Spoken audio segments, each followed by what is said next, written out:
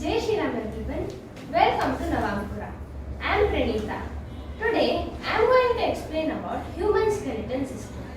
Before that, can I request everyone to do dhyana for a few minutes? Gently close your eyes. Take a deep breath. Inhale. Exhale. Shri Ram Jai Ram Jai Jai Ram. Shri Ram Jai Ram Jai Jai Ram. Shri Ram Jai Ram Jai Jai Ram. Gently open your eyes. I think everyone is feeling fresh and relaxed. Okay, let's start our lecture. Let us just imagine ourselves without any heart structures. How would we look? Something like this? Thank God we don't look something like this. It's horrible.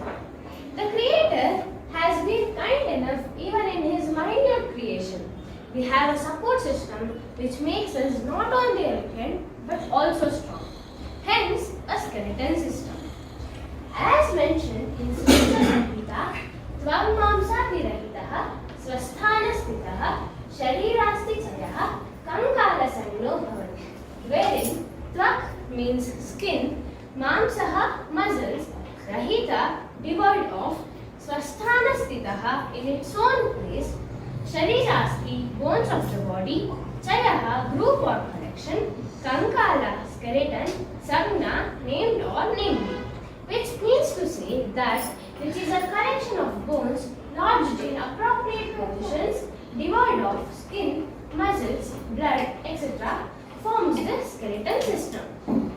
Does this word Kankala remind you of anything in Kannada? Can anyone?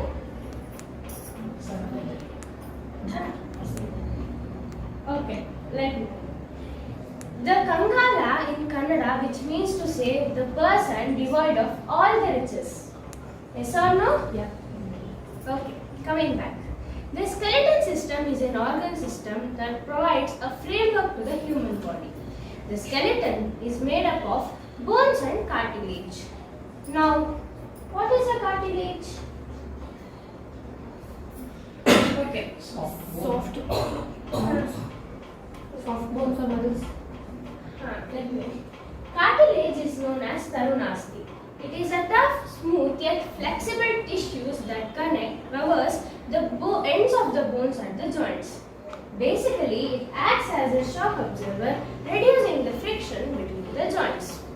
We can find this in ears, nose, joints, spine and various other parts.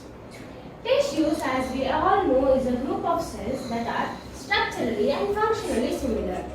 For instance, ligaments known as snayu and tendons known as kandara are connective tissues that connect bone to bone and muscle to bone respectively. The bones are very hard and provides protection to the delicate tissues of the internal organs. The skeleton is made up of several movable and immovable joints. Spashtam? Is everything clear? Can I move forward? Okay. Now, let me explain the major functions of the skeleton. Firstly, it supports the body and helps to maintain shape. It protects the internal organs such as heart, lungs and spinal cord. It also helps in the movement of the body. The skeleton is divided into two major parts. One is the axial skeleton, which includes the skull, rib cage and the vertebral column. The second one is the appendicular skeleton, which includes the bones of the hands and legs, arms and feet, shoulder and pelvic girdles. Let me explain in detail. Skull, which is known as carotid. It is the topmost part of the skeleton, which is made up of 22 flat bones. 8 of them are fused together to form a structure called cranium, in which the brain is present. The upper and lower jaw is a part of skull and teeth. While the upper jaw is fixed, which is known as maxilla, the lower jaw is movable, which is known as mandible. jaw, isn't it? Yes or no? Yes. Okay. The skull protects the eyes, nose, mouth and ears. Now, moving towards vertebral column, which is known as Reedha. The vertebral column or the backbone is a long column of 33 bones, which is known as vertebrae, each one connected by cartilage. Hence, we are able to bend our back. I hope everyone can bend your back, isn't it? Okay. The vertebral column provides the main skeletal support to the human body. It supports the skull, the rib cage, pelvis and muscles of the back. It also protects the spinal cord, which is a part of the nervous system. Nathamba, is everything clear? Can I move forward? Now, let me explain about the rib cage. The rib cage is made up of 12 pairs of flexible, curved bones known as ribs. The top 10 pairs are attached to the vertebral column at the back and sternum at the front. The last 2 pairs are attached only to the vertebral column at the back. The rib cage protects the heart, lungs and major blood vessels. It is due to the flexibility of the rib cage that the chest can move when we breathe. I hope everyone can feel the flexibility, isn't it? Yes or no? Yes. Can I move forward? Yes. Now, moving towards arms and legs, which are known as shakha. The arms and legs are known as upper and lower limbs respectively. Arms. Each arm has 3 long bones and several small bones. The upper portion of the arm has a single long bone which is known as humerus or pragandhasti and 2 bones in the lower portion of the arm which is known as ulna and radius. Antah prakoshtasti and bahir prakoshtasti. The bones of the upper and lower arm join at an elbow. The hand and wrist has a number of small bones. Let me explain the legs. Each leg has 3 long bones and several small bones.